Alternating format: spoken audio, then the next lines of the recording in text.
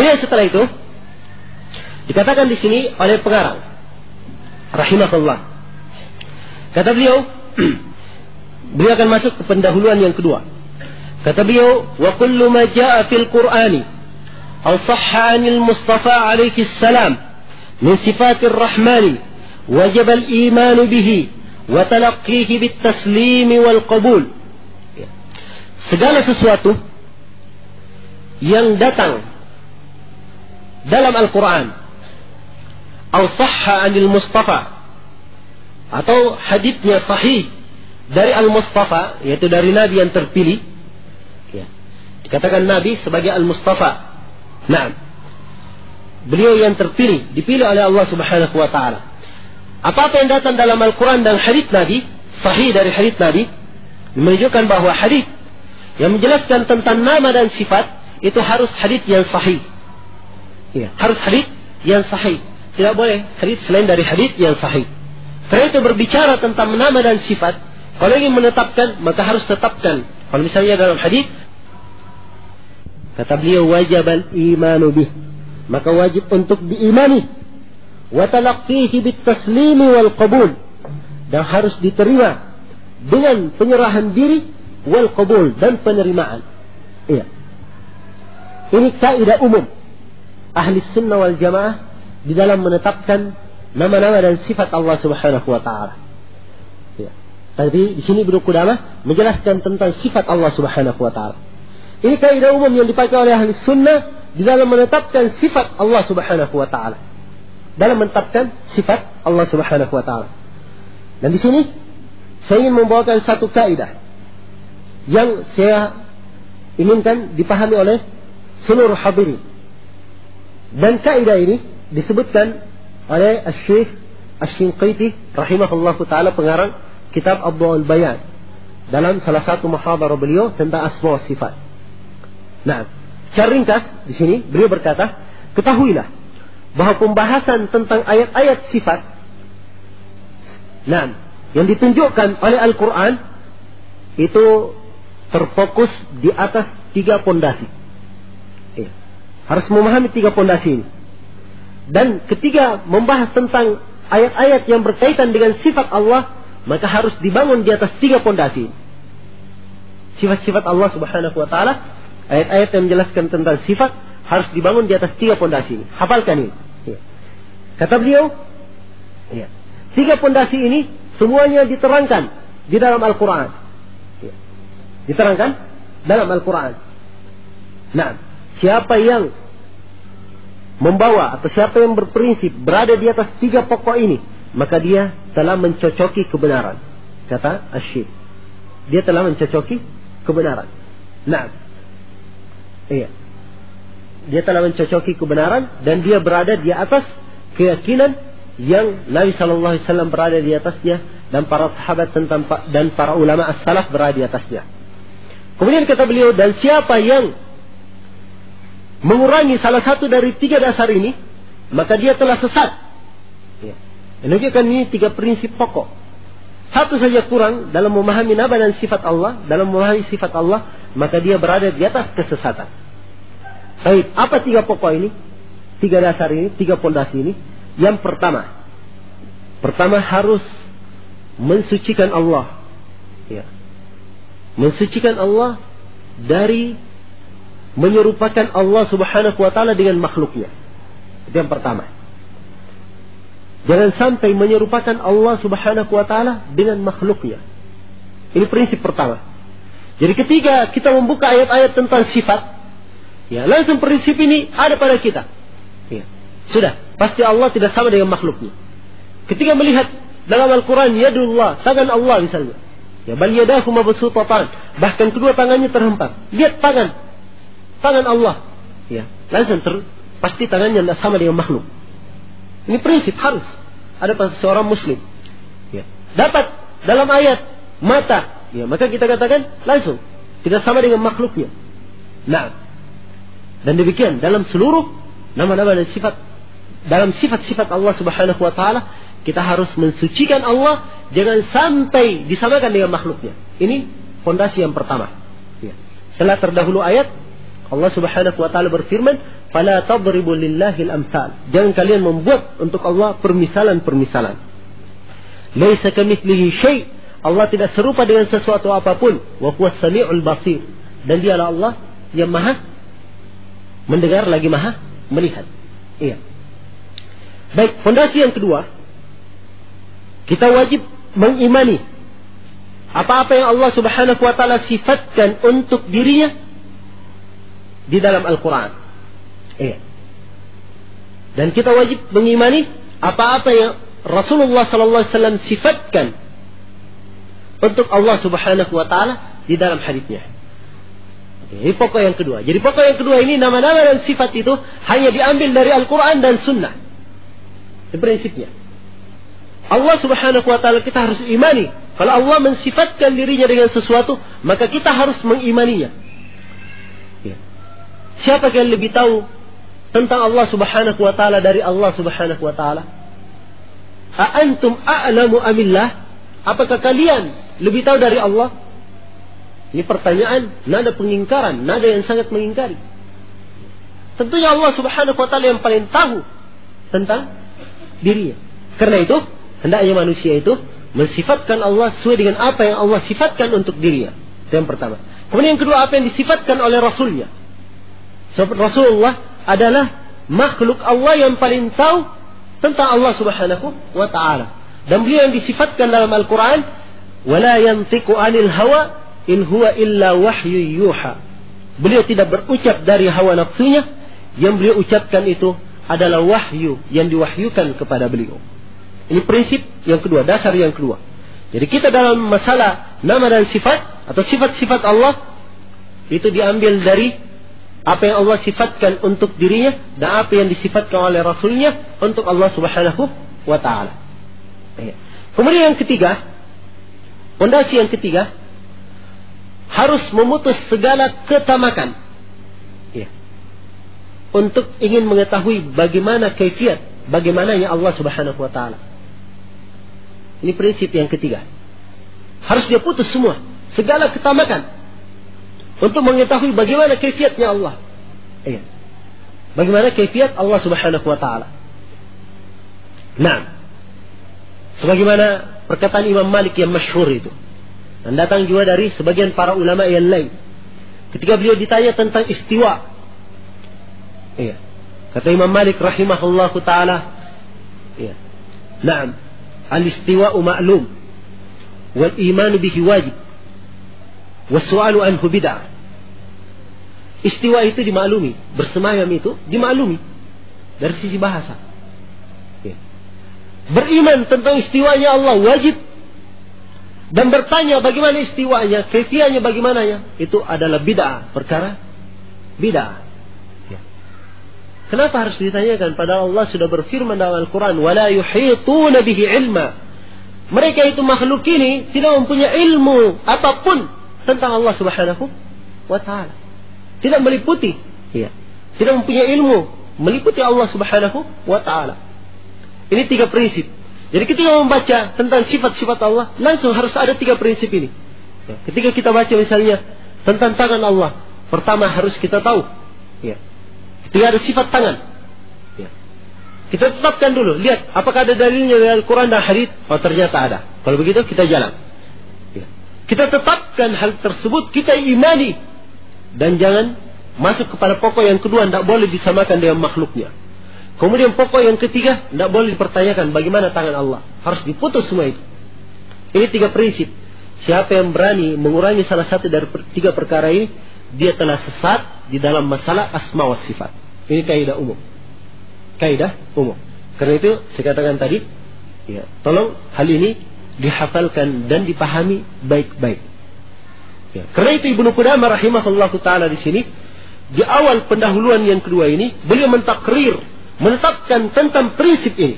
Kata beliau, wa kullu ma jaa fil Qur'ani wa sahha 'anil Mustafa min sifatir Rahman wajib al-iman bih wa talaqqihi bit taslimi wal qabul wa tarku at-ta'arrudi lahu bir radd wat ta'wil wat tashbih wat tamthil. Kata beliau, apa-apa yang datang dalam Al-Quran atau sahih hal tersebut dari Nabi Sallallahu Alaihi Wasallam dari sifat Allah, ya, dari sifat Allah Ar-Rahman, maka wajib kita imani. Yang pertama, kewajiban kita, wajib kita mengimaninya.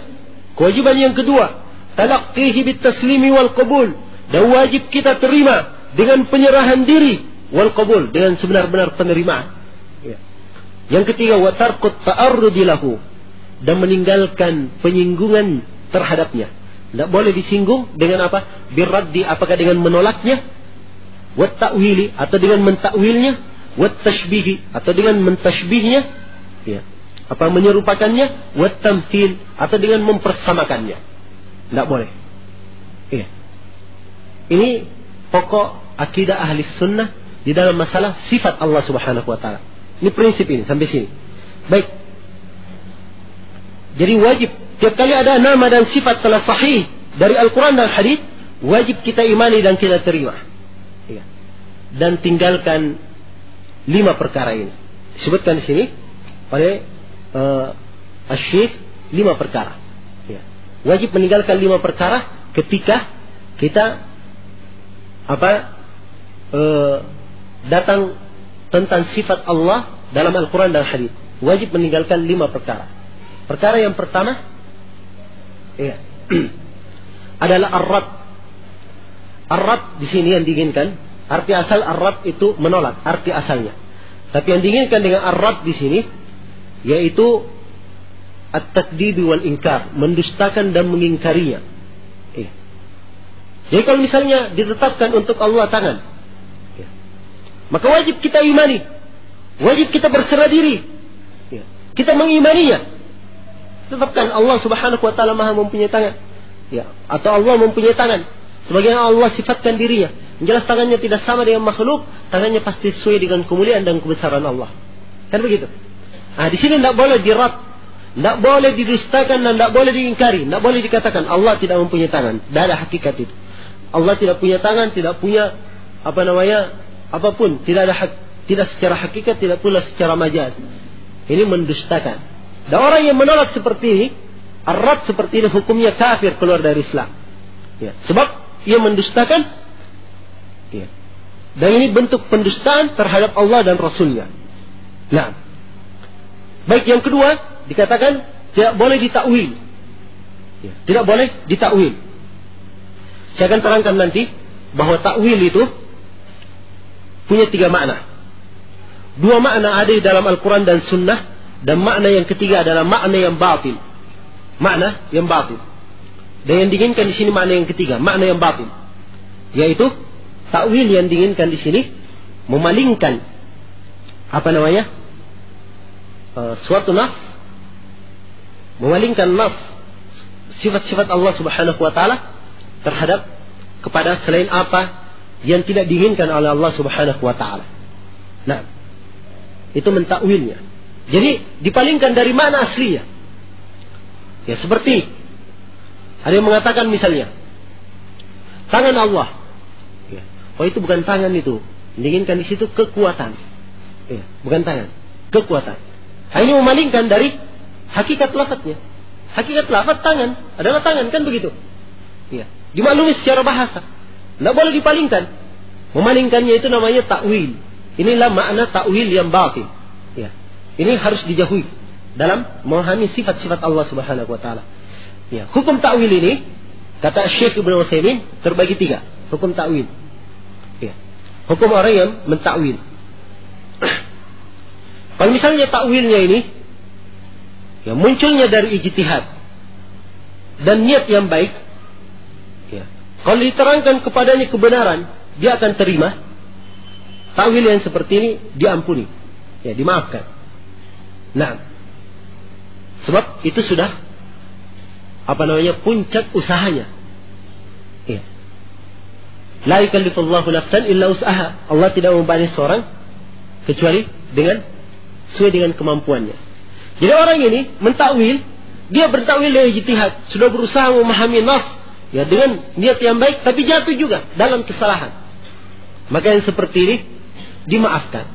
Inilah takwilnya seperti takwil Al-Hafidz Ibnu Hajar dalam Fathul Bari pada sebagian nama-nama dan sifat Allah Subhanahu wa ta'ala, pada sifat Allah. Juga Imam Nawawi Ya. Dengan takwil mereka ini tidak dikeluarkan dari lingkup ahli sunnah wal jamaah. Ya, tetap masuk dalam lingkup ahli sunnah wal jamaah, akan tetapi mereka salah dan tergelincir dalam masalah ini. Sebab asalnya mereka ini hidup di zaman tersebarnya bid'ah. Tatkala mereka muncul dan membaca nusus, ya, mereka sudah banyak menyelisih bid'ah-bid'ah tersebut. Ya. Tapi dasar ijtihadnya sampai kepada suatu derajat, tapi ia belum lepas juga dari kesalahan. Maka seperti ini termaafkan. Baik, yang kedua, takwil yang kedua, hukum takwil yang kedua, kalau takwilnya muncul dari hawa nafsu dan ta'assub dan punya sisi dari bahasa. Dari sisi bahasa. Kadang ada yang mentakwil seperti ini. Kalau dikatakan begini sifat Allah, enggak. Ini secara bahasa bisa bermakna begini. Ya. Maka ini takwil yang seperti ini adalah kefasikan dan bukan kekufuran, kecuali kalau takwilnya itu mengandung aib dan mengurangi atau merendahkan Allah Subhanahu wa taala, maka itu hukumnya kafir. Ya. Jadi takwil yang kedua ini, hukum takwil yang kedua dirinci. Orang yang mentakwil dari hawa nafsunya dan ta'assub tapi punya sisi pendalilan dari sisi bahasa. Pendalilan dari sisi bahasa. Ya. Orang yang seperti ini, kalau terbatas itu saja, hukumnya fasik, bukan kafir. Kecuali kalau takwilnya itu mengandung nada mengurangi atau merendahkan atau aib kepada Allah Subhanahu wa taala, maka hukumnya kafir. Iya. Hukum takwil yang ketiga, takwil yang muncul dari hawa nafsu dan ta'assub dan tidak ada sisi dari bahasa. Maka takwil yang seperti ini adalah kufur. Takwil yang merupakan kekafiran. Nah, ini 3 hukum takwil. Ya. Jadi dibedakan antara orang yang mentakwil itu. Kemudian yang ketiga di sini, Ibnu Qudamah, di antara yang beliau tekankan yang tidak boleh di dalam memahami nama-nama dan sifat, memahami sifat Allah, kata beliau wat tashbih. Ya. Tidak boleh mentashbih. Apa itu mentashbih? Mentashbih itu menyerupakan. Yang keempat, at-tamtsil, tidak boleh mempersamakan, mempermisalkan atau mempersamakan. Nah, tidak boleh mempersamakan. Apa bedanya antara menyerupakan dan mempersamakan? Kalau menyerupakan itu sama pada sebagian sisi, bukan semuanya, kan begitu? Ini tashbih, sama. Tashbih artinya menyerupakan. Ya, serupa pada sebagian sisi, tapi tidak sama pada semuanya. Dipahami? Misalnya ada 2 orang agak mirip misalnya. Katakan si fulan ini mirip. Syabih hada. Dia mirip dengan ini. Ya. Sama ke dia? Tidak sama. Dipahami? Ya. At-tamthil, kalau at-tamthil itu menyamakan dari semua sisinya. Ya. Menyamakan dari semua sisinya. Oh, ini sama dengan ini. Misalnya perkataan orang-orang al-mumatsilah yang mengatakan tangan Allah sama dengan tanganku. Ya. Ini adalah penyerupaan dari semua sisi. Dan hukum tashbih, adapun tashbih hukumnya adalah kekufuran. Iya. Demikian pula al-tamtsil, hukumnya adalah kekufuran. Ya, karena itu termasuk bentuk kesyirikan kepada Allah Subhanahu wa taala dan termasuk mendustakan Allah Subhanahu wa taala dan mengurangi, ya, memberikan aib kepada Allah Subhanahu wa taala. Maka ini prinsip pokok dari prinsip ahli sunnah wal jamaah dalam masalah ini. Saya ulangi kembali. Ya. Dalam sifat-sifat Allah Subhanahu wa taala, prinsipnya apa-apa yang datang dalam Al-Quran was sunnah, maka wajib kita mengimaninya. Tidak boleh ditolak. 1. Yang kedua, tidak boleh ditakwil. Yang ketiga, tidak boleh ditashbih, diserupakan. Yang keempat, tidak boleh ditamtsil, tidak boleh disamakan. Dan yang kelima, ada ta'arrud li kaifiyati sifatillah. Tidak boleh disinggung, ya, dengan bentuk penyinggungan apapun selain dari 4 ini. Ya. Nah, ini 5 perkara semuanya tidak boleh dilakukan dalam sifat-sifat Allah Subhanahu wa taala. Ambil ini sebagai kaidah pokok. Ya. Ambil ini sebagai kaidah pokok. Dan ini dasar atau pokok yang ingin ditekankan oleh Ibnu Qudamah dalam muqaddimah yang kedua ini. Ya. Setelah itu, Setelah menjelaskan ini, beliau bawakan dalilnya. Dalilnya ada 3, beliau bawakan. Satu dari ayat Al-Quran, kemudian yang kedua dari perkataan Imam Ahmad, kemudian yang ketiga dari perkataan Imam Syafi'i. Dipahami ya? Saya akan menjelaskan global dulu supaya kita paham kitabnya. Ya. Jadi dalil untuk prinsip pokok ini diambil dari Al-Quran, kemudian diambil dari perkataan Imam Ahmad, kemudian diambil dari perkataan Imam Syafi'i. Ya. Kita lanjutkan. Kita lihat. Kata beliau rahimahullah, "Wa ma ashkala min dhalika wajib isbatuhu lafdan wa tarku at-ta'arrud li ma'na." Dan apa-apa yang muskil. Muskil itu saya kira sudah bahasa Indonesia. Iskal, muskil, sesuatu yang masih mengganjal. Ya. Ada seorang belum paham sesuatu perkara, maka dikatakan ini muskil. Kan begitu? Ya. Jadi katakan apa yang muskil dari hal tersebut, maksudnya dari sifat, dari nama-nama, dari sifat-sifat Allah ini, wajib isbatuhu lafdan, wajib ditetapkan secara lafaz, wa tarku ta'arrud li ma'na, dan meninggalkan menyinggung maknanya, wa naruddu ilmahu ila qailih, dan kita mengembalikan ilmunya kepada yang mengucapkannya. Ya. Nah, wa naj'alu uhdatahu ala naqilihi, dan kita jadikan tanggung jawab itu di atas orang yang menukilnya. Ya. Jadi kalau Allah yang menyebutkan Al-Quran, kita kembalikan kepada Allah. Allah yang mengucapkan, Allah yang menukilkannya kepada kita. Nah, kalau yang mengucapkan adalah Nabi, ya, maka kita kembalikan kepada Nabi, ya. Dan Nabi sallallahu alaihi wasallam menukil hal tersebut kepada kita. Ya demikian. Jadi apa yang muskil, kata Ibnu Qudamah, maka wajib kita imani secara lafaz dan ditinggalkan ta'arrud, menyinggung maknanya. Kita kembalikan ilmunya kepada yang mengucapkannya dan kita jadikan uhdah atas orang yang menukilnya. Kenapa? Apa dalilnya tentang hal ini?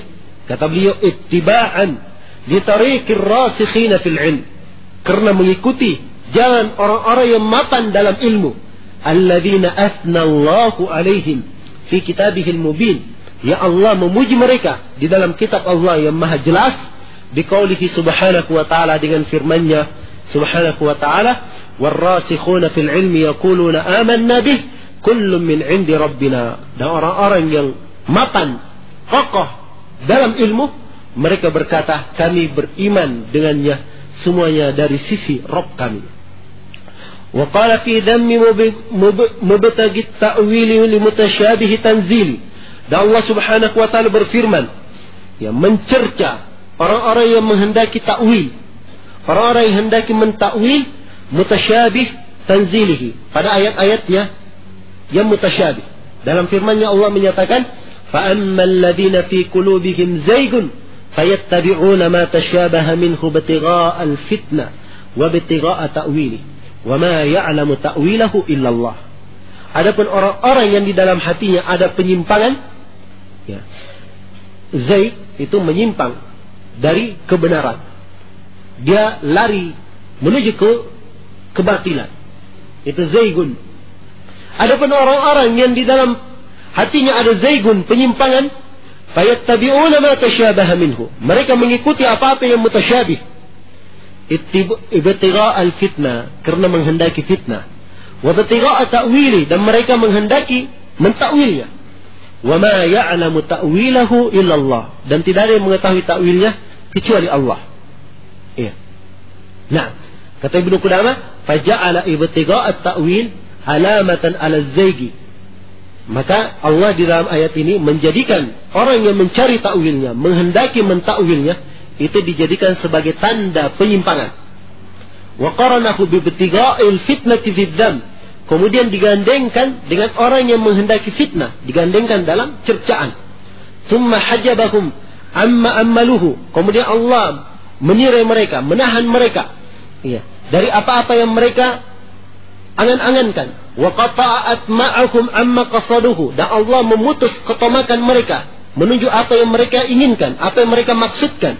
Biqaulihi subhanahu, dengan firman-Nya subhanahu, wa ma ya'lamu ta'wilahu illallah, tidak ada yang mengetahui takwilnya kecuali Allah. Perhatikan ini ya. Sini ada nusus yang butuh saya jelaskan, dan ini termasuk perkara yang agak rumit di dalam kitab ini. Memang lumat al-i'tiqad ini ya di awal-awalnya agak rumit, ya. Dan butuh memahami atau butuh dipahami dengan seksama, ya, diperhatikan dengan seksama, kemudian dipahami secara baik. Baik. Sekarang di sini ada beberapa perkara yang perlu saya terangkan. Yang pertama, apa makna ta'wil itu? Apa makna ta'wil? Kemudian yang kedua, apa makna muhkam dan mutasyabih? Apa makna muhkam dan mutasyabih? Ta'wil itu di dalam Al-Quran hanya mempunyai dua makna. Dalam Al-Quran dan hadits hanya punya dua makna ta'wil.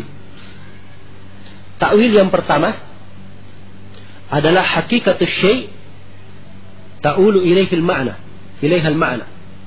Hakikatus syai', hakikat sesuatu yang makna itu kembali kepadanya. Itu ta'wil. Makna yang pertama, hakikat sesuatu yang makna kembali kepadanya. Nah, seperti firman Allah Subhanahu wa taala, perkataan Nabi Yusuf, "Hada ta'wilu ru'yaya min qablu." Inilah ta'wil mimpiku sebelumnya. Kapan ini diucapkan oleh Nabi Yusuf? Setelah ia mendapatkan sudah kedudukan yang tinggi dan orang tuanya didatangkan, ya, kepada Nabi Yusuf. Ini di akhir surah Yusuf ini. Jadi sudah berlalu itu. Ya, pertama Nabi Yusuf mimpi. Ya. Naam, ya abati inni ra'aitu ahada asyara kawkaban wasyamsu wal qamara ra'aituhum li sajidin. Ya Allah, saya melihat 11 bintang, matahari dan bulan, saya lihat mereka sujud kepadaku. Itu mimpinya. Mimpinya belum terjadi, belum ada ta'wilnya kalau begitu. Setelah terjadi, Nabi Yusuf punya kekuasaan, sudah seluruh saudara-saudaranya yang hasad kepadanya itu semuanya di bawahnya sekarang. Baru beliau katakan, hada ta'wilu ru'yaya min qabl. Ini adalah ta'wil, hakikat dari mimpiku sebelumnya. Sekarang sudah hakikat sudah. Pahami? Di sini takbir dengan kalimat ta'wil. Ya, hakikat mimpiku sebelumnya. Sama dengan firman Allah Subhanahu wa taala yang lain, itu tadi dalam surah Yusuf, ya. Nah, di surah yang lain seperti surah Al-A'raf ayat 53. Hal yanzuruna illa ta'wilah. Tidakkah mereka menunggu kecuali ta'wilnya? Ini pada hari kiamat. Mereka ini kenapa tidak beriman? Orang-orang kafir ini. Apa yang mereka tunggu? Apakah yang mereka tunggu itu adalah ta'wilnya? Apa itu ta'wilnya di sini? Yaitu hakikatnya. Nanti kalau sudah terjadi hari kiamat baru mereka beriman. Ta'wilnya itu. Di sini maknanya hakikatnya. Ya, hakikat perkara tersebut.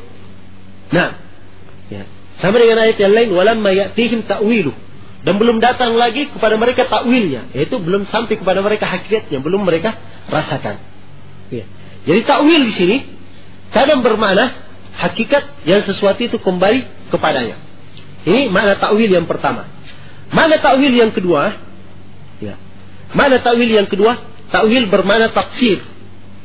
Ta'wil bermakna tafsir, penafsiran. Seperti perkataan Ibnu Jarir At-Tabari kalau beliau menafsirkan ayat, kata beliau, wa ta'wilu hadhil ayat. Dan ta'wil ayat ini adalah ini. Disebutkan tafsirnya. Maksudnya di sini ta'wil adalah tafsirnya. Nah, sama dengan ayat di surah Yusuf, ya. Afala unabbi'ukum bi ta'wilihi fa arsilun, atau ana unabbi'ukum an ta'wilihi fa arsilun. Ya, ketika orang yang dipenjara bersama Yusuf itu, yang salah satunya ditafsirkan, ditakwil mimpinya oleh Yusuf, dan ternyata kejadian, ya, terjadi betul, ditafsirkan mimpinya oleh Yusuf dan ternyata terjadi betul. Ya. Maka yang selamat ini ketika dia hadir di dekat raja dan raja mimpi, ya, mimpi yang disebut itu, maka tidak ada yang bisa mentakwilnya, tidak ada yang bisa mentafsirkan. Maka orang yang selamat ini, yang dulunya di penjara bersama Yusuf, berkata, saya akan memberitahukan kepada mereka apa tafsirnya, apa takwilnya. Apa takwilnya, maka utuslah saya. Maksudnya, utus saya ke Yusuf supaya saya tanya kepadanya. Ya, di sini takwil bermakna tafsir. Hanya ini dua makna saja. Ya. Makna takwil hanya dua ini saja. Di dalam Al-Quran dan di dalam hadits. Dan dalam penggunaan para ulama salaf. Tidak ada makna yang lain. Ya, makna yang lain itu makna yang ketiga. Makna yang ketiga yang kita sebutkan tadi, yaitu sarful lafaz an zahirihil mutabalir, ya, limarajjahin atau liqarinatin yadullu 'alaiha. Ya. Nah, memalingkan lafaz dari zahirnya. Itu ta'wil. Yang ketiga dan ini ta'wil yang tercelah. Ta'wil yang batin. Memalingkan lafaz dari zahirnya. Ya. Nah, jadi ta'wil itu hanya dua saja dalam Al-Quran.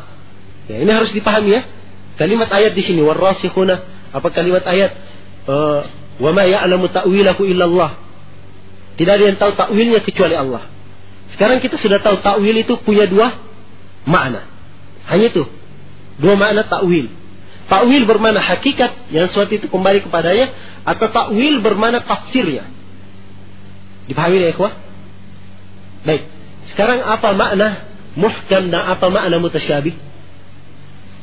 Kalau kita memperiksa atau memperhatikan Al-Quran, dalam Al-Quran itu ada 3 ayat. Yang orang yang tidak memahami makna muhkam dan mutasyabih akan bingung sendiri. Ya. Nah, pertama dikatakan dalam ayat Al-Quran, dalam surah Hud ayat 1, Kitabun uhkimat ayatuhu thumma fussilat min ladun hakimin khabir. Inilah kitab. Al-Quran ini kitab uhkimat hayatuhu. Ayat-ayatnya semuanya telah dimuhkamkan. Sudah muhkam seluruh ayat-ayatnya. Thumma fussilat min ladun hakimin khabir. Kemudian ditafsil. Ya. Dirinci dari sisi Allah yang maha mempunyai hikmah dan maha mempunyai khibrah. Nah, maha khabir, maha mengetahui.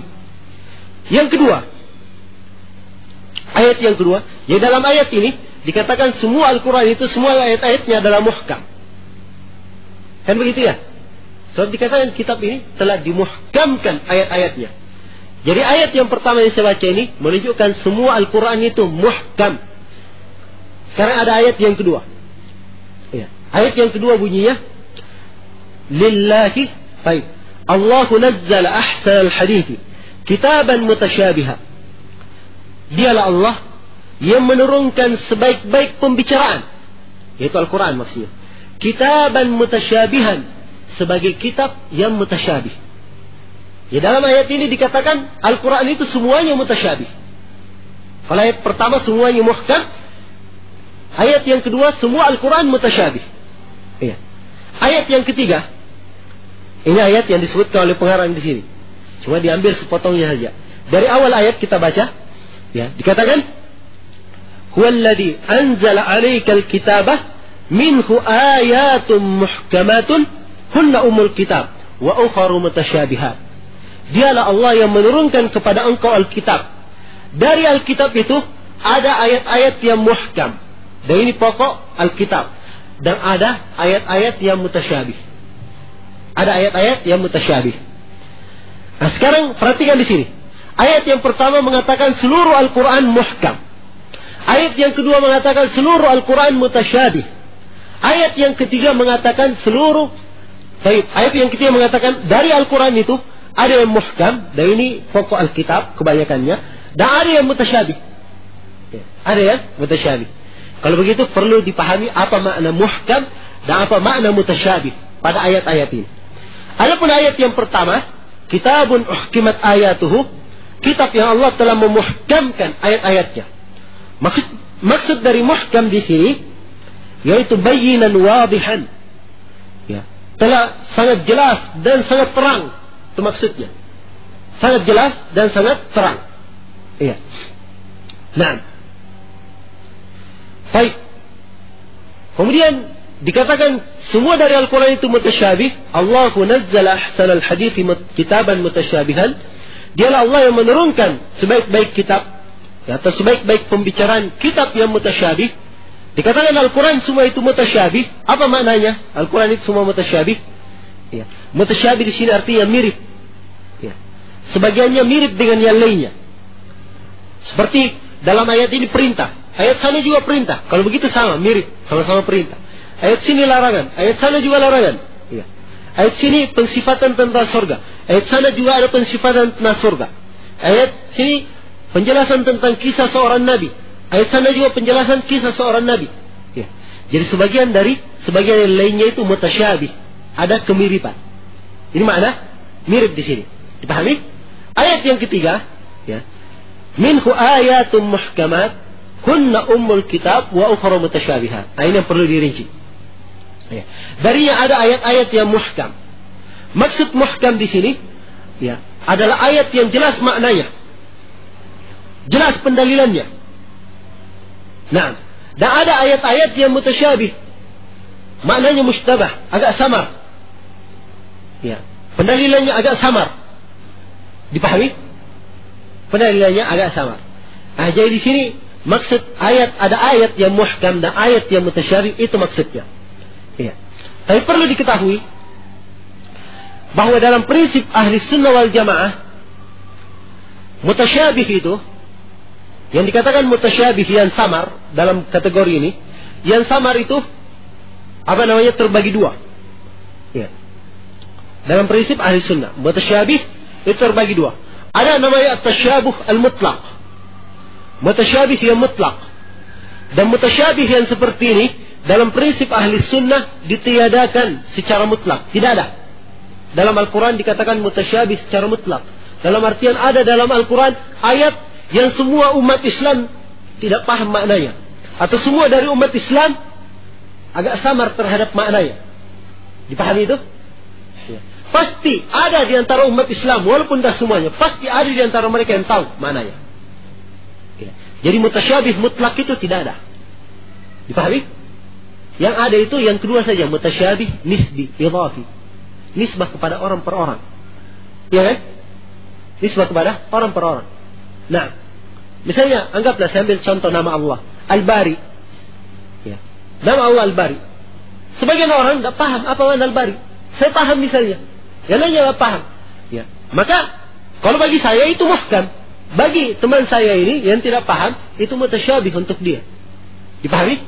Ini nisbih. Tapi mengatakan semuanya mutasyabih, ya, dalam artian semuanya agak samar, tidak nampak, ini tidak dibenarkan dalam prinsip ahli sunnah. Karena itulah para ulama menyalahkan orang yang mengatakan alif lam mim itu tidak ada maknanya. Ya, disalahkan orang yang mengatakan alif lam mim tidak ada maknanya. Ada yang mengatakan ini ayat mutasyabih, tidak dipahami maknanya. Itu tidak benar. Ya. Dikatakan ayat mutasyabih, iya benar. Sebab memang ada sebagian orang yang samar. Tapi pasti ada dari umat ini yang tahu tentang maknanya. Dan ada di kalangan para ulama yang telah menjelaskan tentang hal tersebut.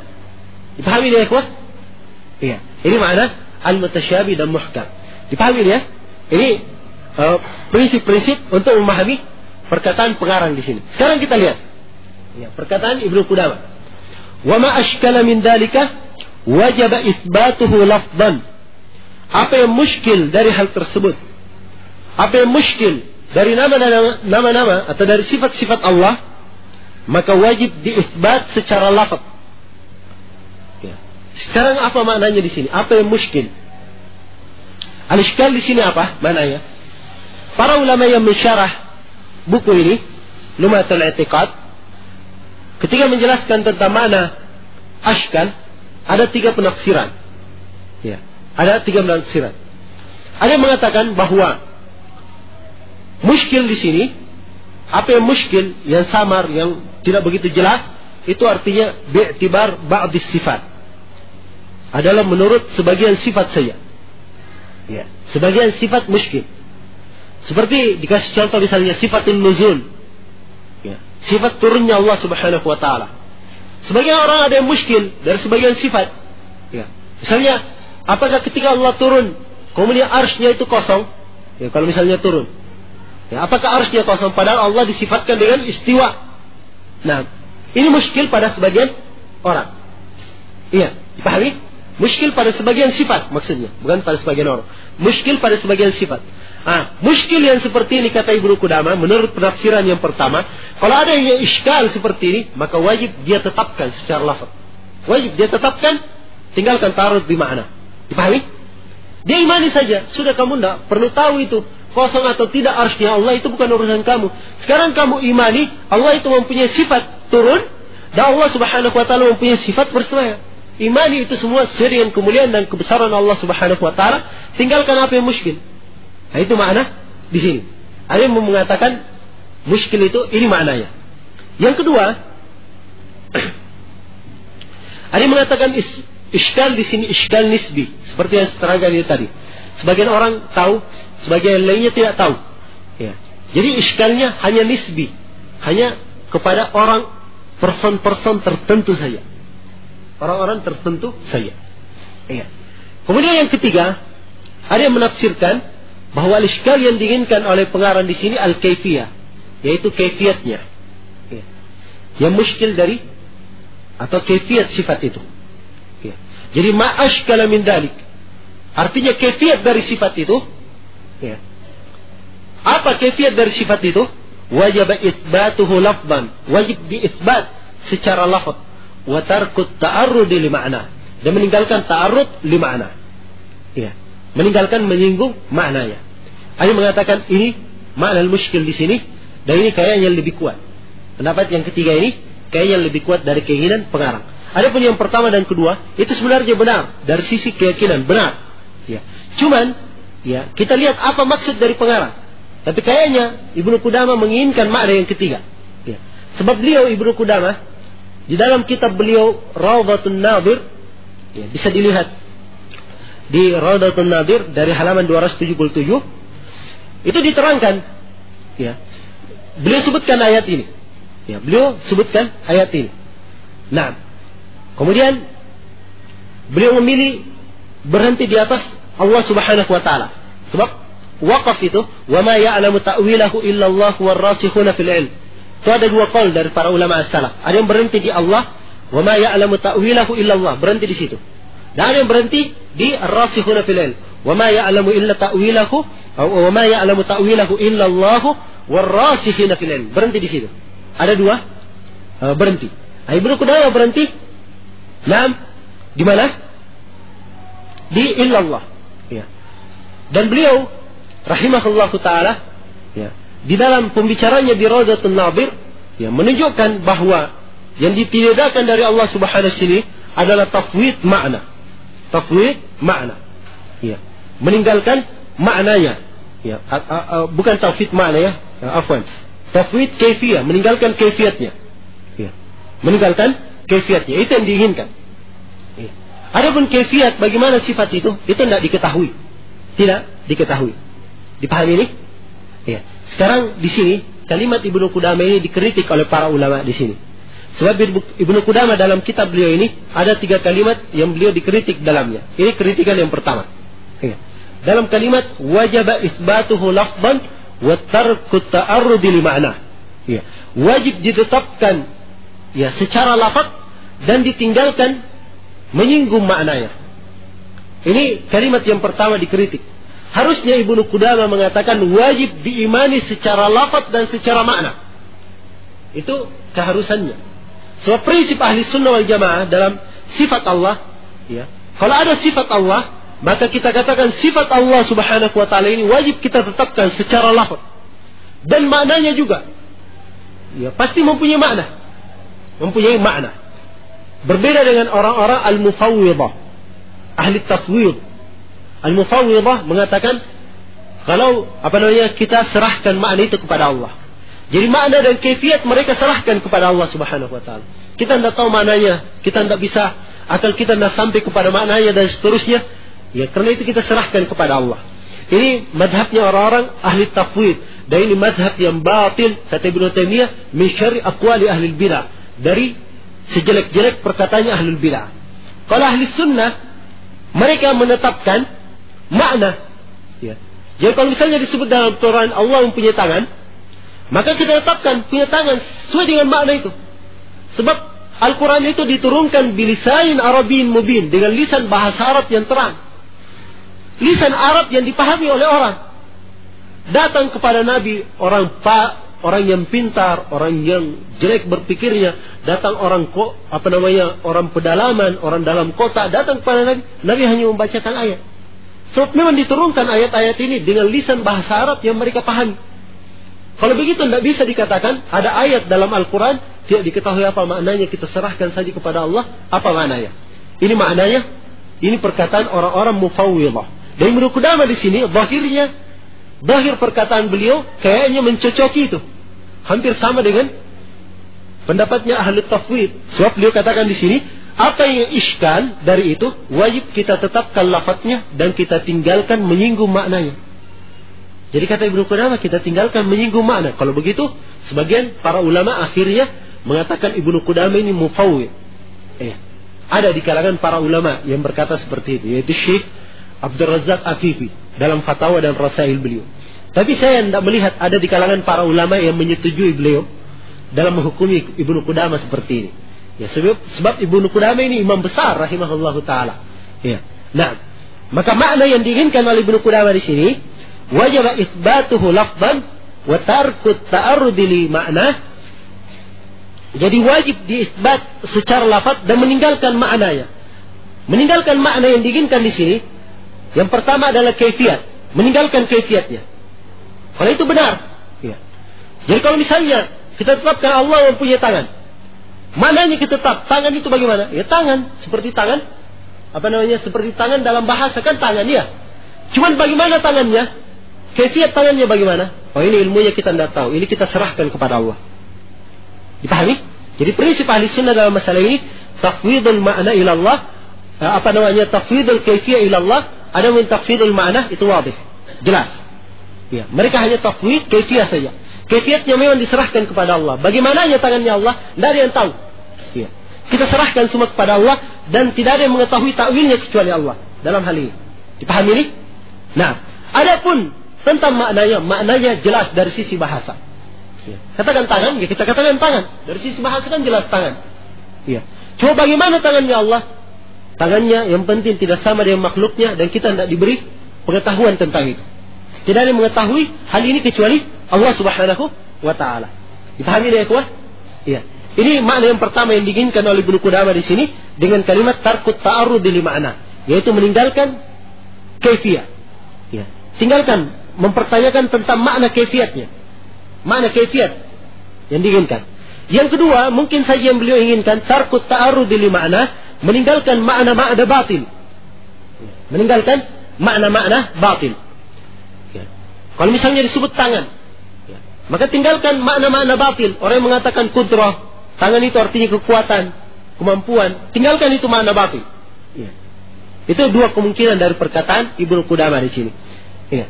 Tapi prinsip ahli sunnah secara umum, ya, kalau sudah sahih atau datang dari Al-Quran, atau datang dalam hadis sifat-sifat Allah, wajib kita imani, wajib kita terima. Tidak boleh ditakwil, tidak boleh ditashbih, tidak boleh dirad, kemudian tidak boleh ditamsil. Iya. Nah, kemudian apa yang muskil dari sifat-sifat, dari kaifiat Allah, apa yang muskil, maka wajib kita tetapkan lafadznya. Iya, kita tetapkan lafadznya. Adapun tentang kaifiatnya bagaimananya, kita serahkan kepada Allah Subhanahu wa taala. Nah, kemudian kata beliau, wa nuraddu ilmahu ila qailihi wa naj'alu uhdatahu ala nakirihi. Kemudian kita kembalikan ilmunya kepada yang mengucapkannya dan kita jadikan sandarannya kepada yang menukilnya untuk mengikuti jalan orang-orang yang mapan dalam ilmu. Ya Allah Subhanahu wa taala puji pada mereka itu dalam firman-Nya, warasikhuna fil ilmi yaquluna amanna bih kullun min 'indi rabbina. Nah. Kemudian di sini di ayat yang disebutkan oleh Ibnu Qudamah, fa ammal ladzina fi qulubihim zaygun. Adapun orang-orang yang dalam hatinya ada zaig, ada penyimpangan. Fayattabi'una ma tasyabaha min. Mereka mengikuti apa-apa yang mutasyabih. Ibtigha' al-fitnah, karena menghendaki fitnah. Wa ibtigha' ta'wili, dan mereka hendak mentakwilnya. Ya, lihat. Sini cercaan terhadap orang-orang yang ingin mentakwil. Orang-orang yang ingin mentakwil. Jadi tidak ada yang ketahui takwilnya kecuali Allah. Hanya Allah yang tahu takwilnya. Hanya Allah yang tahu kaifiatnya. Dipahami? Ya. Nah, sifat-sifat Allah Subhanahu wa taala hanya Allah yang tahu hakikat sifat itu bagaimana. Kaifiat sifat itu hanya Allah yang tahu. Dipahami ini? Ini maknanya di sini. Ya. Jadi hakikat di sini takwil bermakna hakikat. Kalau berhenti di ar-rasikhuna minal ilm, ya, tidak ada yang mengetahui takwilnya kecuali Allah dan orang-orang yang mapan dalam ilmu, maka takwil di sini bermakna bermakna tafsir. Tafsir tentang sifat-sifat itu orang-orang berilmu juga tahu. Iya. Sebab dari sisi bahasa Arab itu dipahami. oleh orang-orang yang berilmu. Dipahami? Nah, itu dua sisi bacaan ya di dalam ayat ini. Nah, maka dari sini yang perlu menjadi atau kita tarik darinya benang merah, bahwa di dalam perkara-perkara yang muskil, ketika mendapatkan ayat-ayat ya, atau mendapatkan ayat-ayat tentang sifat Allah Subhanahu wa taala, hadits-hadits tentang sifat Allah Subhanahu wa taala, maka jalan yang benar yaitu kita melakukannya seperti jalannya orang-orang yang mapan dalam ilmu.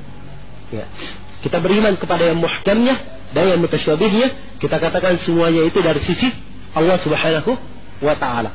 Adapun tentang kaifiat nama-nama dan sifat Allah Subhanahu wa taala, kalau muskil, ya, maka kita kembalikan kepada Allah Subhanahu wa taala, tapi kita wajib menetapkannya. Dipahami? Wajib kita tetapkan. Sepanjang telah sahih dalam Al-Quran dan hadits Nabi sallallahu alaihi wasallam, kita tetapkan sifat itu. Ya, wajib kita imani dan wajib kita terima. Apa yang muskil, apa yang mengganjal, ya, maka kita serahkan kepada Allah Subhanahu wa taala, ya, naam ilmunya, dan kita tetapkan hal tersebut secara lafaz dan secara makna. Ya, secara lafaz dan secara makna. Ini prinsip pokok dalam memahami sifat-sifat Allah Subhanahu wa taala. Dan ini prinsip yang kedua atau muqaddimah yang kedua yang disebutkan oleh Ibnu Qudamah di sini. Jadi muqaddimah yang kedua, ya, beliau membawakan prinsipnya, kemudian beliau bawakan dalil ayat. Inilah ayat yang kita baca tadi dalam surah Al-Imran.